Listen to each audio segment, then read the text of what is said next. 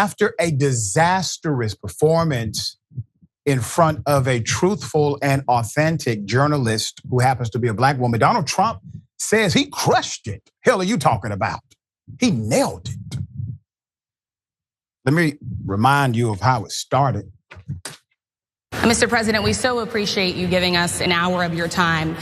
I want to start by addressing the elephant in the room, sir. A lot of people did not think it was appropriate for you to be here today. You have pushed false claims about some of your rivals, from Nikki Haley to former President Barack Obama, saying that they were not born in the United States, which is not true. You have told 4 congresswomen of color who were American citizens to go back to where they came from. You have used words like animal and rabbit to describe black district attorneys. You've attacked black journalists, calling them a loser, saying the questions that they ask are, quote, stupid and racist. You've had dinner with a white supremacist at your Mar-a-Lago resort. So my question, sir, now that you are asking black supporters to vote for you, why should black voters trust you after you have used language like that? Well, first of all, I don't think I've ever been asked a question so in such a horrible manner. First question. You don't even say, hello, how are you? Are you with ABC? Because I think they're a fake news network, a terrible network. And I think it's disgraceful that I came here in good spirit. I love the black population of this country. I've done so much for the black population of this country. Look, if I came onto a stage like this and I got treated so rudely as this woman treated me. Oh my goodness. And I'm fine with it because she was very rude, sir. Very rude. That wasn't a question. She didn't ask me a question. She gave a statement. That wasn't a question. I repeated your statement, sir, actually. Donald, I don't know if you have argued with black women a lot in your lifetime, sir. You're not going to win. Kind of like this election. Now, here's the irony, okay? He says, I come on a stage like this and treat, like what? Black people? We're supposed to be happy that you came. We're supposed to treat you like the biggest at Fox News treat you. I wonder, Trump, did you start believing your own hype? Did you really think that you could have dinner with white supremacists in your home? Did you really believe that you could call black people who worked hard to become who they are? You can call them DEI hires and somehow black people would not get offended? Okay, let's get into it. Let's put it up. So Donald Trump, what did he tell his cult? So he goes back to the cult, which is on Truth Social. He says the questions were rude and nasty, often in the form of a statement, but we crushed it. I want you to keep that quote up. Why is he doing this? Number one, he knows good and damn well that his bigoted ass followers, they're not watching the National Association of Black Journalists. So he knows they didn't see it. Mm-hmm. And then whatever clips may come out via the echo chamber of social media, he's just going to say it was taken out of context. And that's what his followers will say for him without him having to say that. It received significant retweets and likes and the whole nine. Donald Trump's interview was at once a collision of disrespect, racism, and lies amid growing outrage among the organization members about the event held at the Hilton Chicago Hotel. The conversation with Trump was billed as one that would discuss issues that are important to Black America. And I gotta say this, I owe y'all an apology. To the sister who posed that question first, everything I said critical of this whole thing this week, my bad. You absolved all of it. The way you came out the gate, I said, see there, that's what I'm talking about. I forgot every critique, I forgot all about it. All right, well done, dear sister, well done. Okay, now, if he did such a great job, he would have provided a clip of the disaster, but he did not when he decided to go on social media. Put it up full mass. We have a News One report The event was moderated, obviously, by ABC News senior congressional correspondent Rachel Scott. Once again, phenomenal job. Man. Also, others on that panel. The one I had an issue with, and I don't apologize for this one, Anchor Harris Faulkner should have never been there. Not because she's basically a sellout. Not because of that. It is because she works for Fox News, and Fox News is part of the damn problem, okay? That's the reason she shouldn't be there. The three black women peppered Trump with a series of questions that, of course, were not always answered. And not unexpectedly, Trump was extremely disrespectful to Scott, who posed the first question about why black voters should trust him. Based on his record, Trump quickly deflected and took the opportunity to attack Scott. So when he wasn't attacking the moderators, Trump mocked the NABJ for, quote, bad equipment. You got bad equipment. You got black people equipment. You got black jobs. He didn't say that. That's what he was thinking in his head. Blaming it for nearly an hour-long interview delay. He also complained about audio issues, alleging he had trouble hearing the questions. Roland Martin went live. He was like, he lying, y'all. He lying. Ain't nothing wrong with this damn equipment over here. Love my brother. Trump complains, here it is. What's your plan for the black community when it comes to money? So, first of all, it's very hard to hear you for whatever reason because of the fact that they have bad equipment, because I guess, this woman was unable to get the right equipment. But it's very hard for me to hear you, but I can hear every other word. It's very difficult, actually. We've been together for much of that day. You left to go to Butler, Pennsylvania, and we didn't know what was next. Yeah. And 2 days after that, I cannot understand your microphone. I know it is really hard for me to understand. It's just I can understand you perfectly because she's closer. I can understand you. Happy to hear that, sir. But I can't really understand, Harris. I have a few more questions because of the distance, and the mics are really. All right. What is he doing? He's providing the atmosphere for his early exit. And he waited until the question fell on his friend from Fox News to execute. Come on, man. I'm from Glenwood Road, man. I see game a mile away, bruh. However, a report from the New York Times indicates that the delay was due to Trump's anger, that there would be live fact checkers examining his answers to questions.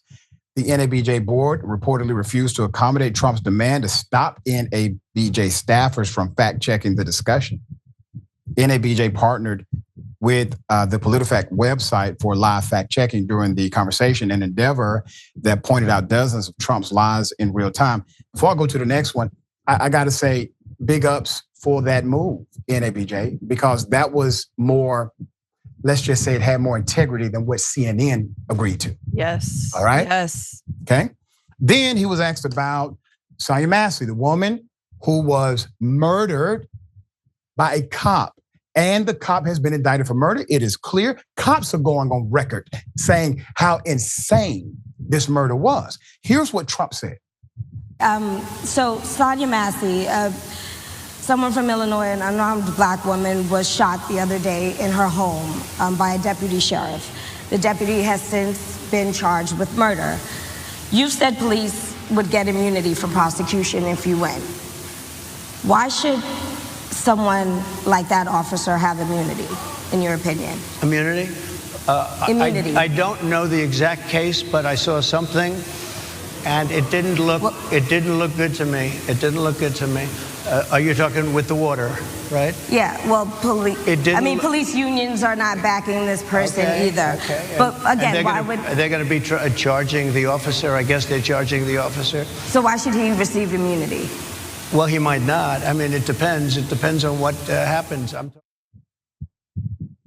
But Donald Trump knows the black community. I mean, he has gold sneakers. Mm-hmm. After mispronouncing Vice President Kamala Harris's first name on multiple occasions, they do this intentionally.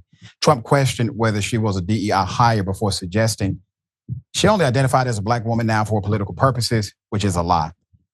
Trump said NABJ was showing preferential treatment to Harris because she was being allowed to appear virtually at a later date instead of in person. Trump attacks VP Harris' heritage. Here it is. Do you believe that Vice President Kamala Harris is only on the ticket because she is a black woman? Well, I can say, no, I think it's maybe a little bit different. So I've known her a long time indirectly, not directly very much. And she was always of Indian heritage, and she was only promoting Indian heritage. I didn't know she was black until a number of years ago when she happened to turn black, and now she wants to be known as black. So I don't know, is she Indian or is she black? She has always But you know identified what? as a black woman. I She went to a respect either historically black one. college. I respect either one, but she obviously doesn't, because she was Indian all the way, and then all of a sudden she made a turn and she became a black person. Just to be clear, sir, do And you I believe think, that I think she is somebody should look into that too when you ask continue in a very hostile, nasty tone. I was invited here and I was told my opponent, whether it was Biden or Kamala, I was told my opponent was going to be here. It turned out my opponent isn't here. You invited me under false pretense. And then you said, you can't do it with Zoom. Well, where's Zoom? She's going to do it with Zoom, and she's not coming. And then you were half an hour late, just so we understand. I have too much respect for you to be late. They couldn't get their equipment working or something Mr. was President, wrong. What you saying? They run on CP time, sir? What you saying? Huh? I mean, your rallies sometimes start late. I never heard you talk about your late appearances when you're running behind or your rallies start an hour, 2 hours late. This is a really interesting dynamic, isn't it? He looks so small, doesn't he? Mm-hmm. He looks so small, complaining about just he's such a divo, You didn't say hello to me. You didn't say, how are you doing? It's just very nasty. Trump. So the lies Trump told included wildly debunked statements about Democrats wanting to allow undocumented immigrants to vote. Not true. Claiming the U.S. has more oil, he called it liquid gold than any other country. Not true.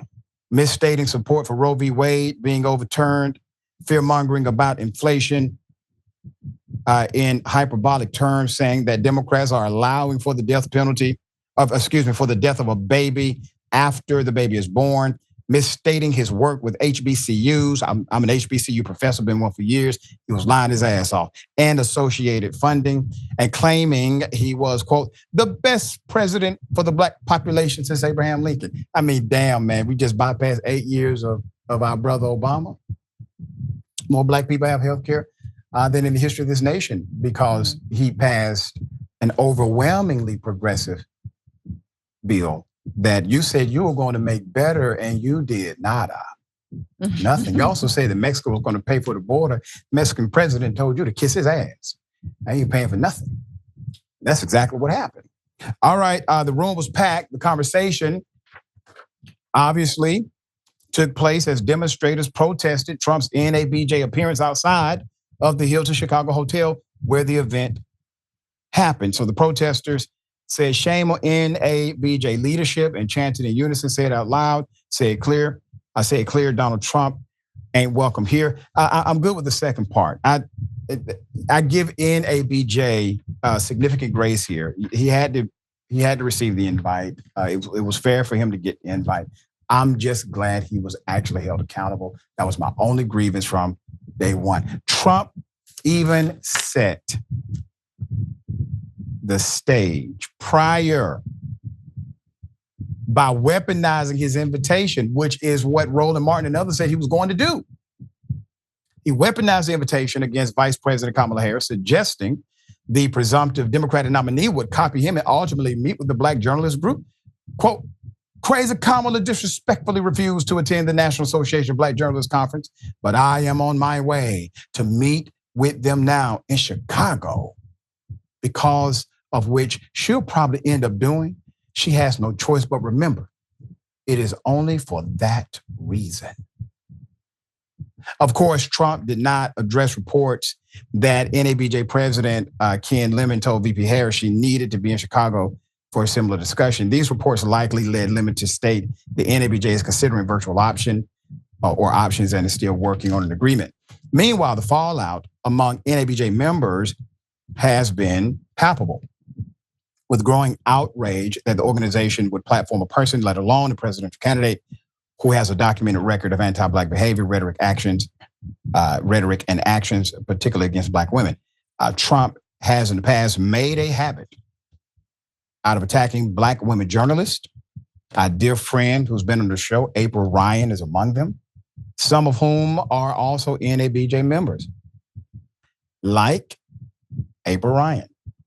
Ryan took to X and wrote, quote, "Trump came into our home, a Black press advocacy convention, and assaulted us in our face. What is worse, he was invited to do this by NABJ leadership. Shame." Other journalists had this to say.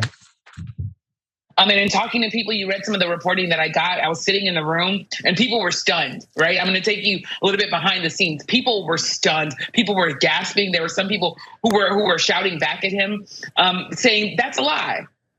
So the room, the atmosphere, I think, was already sort of tense because this is a president that has attacked a number of National Association of Black journalists. Every time Rachel Scott asked a question, his response was to attack her first and then to meander around the question oftentimes. There was disappointment in the room. People had wanted to hear what his policies were hoping that maybe he would have a little bit more of a robust conversation when it comes to some of the issues that directly affect the Black community. And what they got instead was something of a tug of war between him and questioners who he did not like the questions from. And this is, by the way, a crowd of Black journalists, some of them aspiring, watching this, some of whom know the answers to the questions were not truthful. And so every now and then someone would try to call him out from the crowd, not just from the stands. I don't think that this was a time when Donald Trump really garnered what he wanted to get out of this, which was to attract more Black folks to his campaign, to vote for him. I don't think that's what happened today. Hell no, that's not what happened. They held him accountable. They posed the right questions. Now, Harris Faulkner, the plant, okay, from Fox News. This is why she was there. So what I loved about what you couldn't see today was how much of that audience was enjoying the moment of hearing from a candidate that they might not always agree with. And that is the whole point. That is the growth of journalism, to be able to listen and question those things that you may not know about because you don't often talk to that person or those people. That was the goal here. So for all of that pushback, young journalists that I'm talking to after the event are saying, well, we're glad he's here. And look, you're always going to have a situation like we had today. It was very hard to hear on that dais because of the way the microphones were. They had a lot of technical issues going into this to make this happen.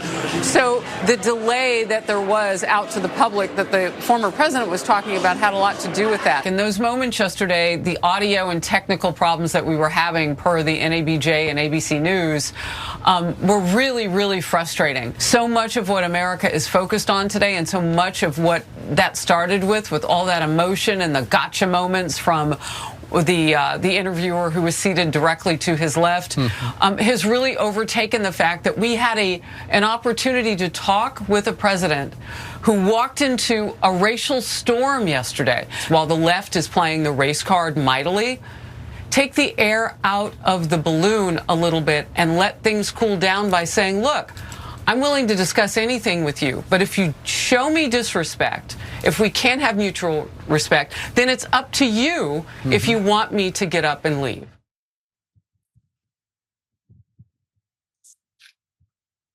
Ms. Faulkner, the only person who showed disdain and disrespect was Donald Trump. The questions were fair.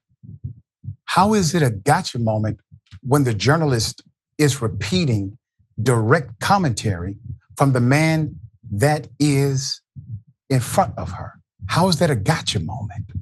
You may not like the fact that the question was posed, but no one, not even Trump, debated that he didn't say it. So what are you talking about? So you go back to your safe haven. I defended you, sister, when your colleague on live news asked you about, do you drink Kool-Aid? Remember that? Remember that racist moment? And the way you looked at him and the way you responded and the way you had to bite your tongue, okay? You got to really think about, what are we doing? You're talented, Ms. Faulkner. The paycheck they give you there, you can make that a dime a dozen.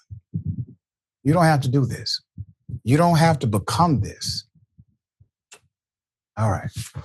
I welcome you to come on the show anytime. I feel for you, sister. I really do. I feel for you.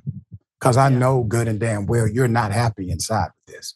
All right, Francesca, thoughts here. And you could tell, I think that's a really good point, because she tried, because she's in front of her colleagues, NABJ members. Yep. She knows she's not on Fox anymore. She doesn't have to carry the amount of water. She wants to actually show that she's a professional. She is a journalist. So she asks some tough question, not tough question. She asked normal questions of Donald Trump, and he flubbed them time and time again. And you hear Harris in the middle of, after one of those questions that she asked him, where he goes back to talking about Rachel Scott, the moderator, and how nasty and mean she is. Right, he and couldn't let it go. Harris goes, oh my God.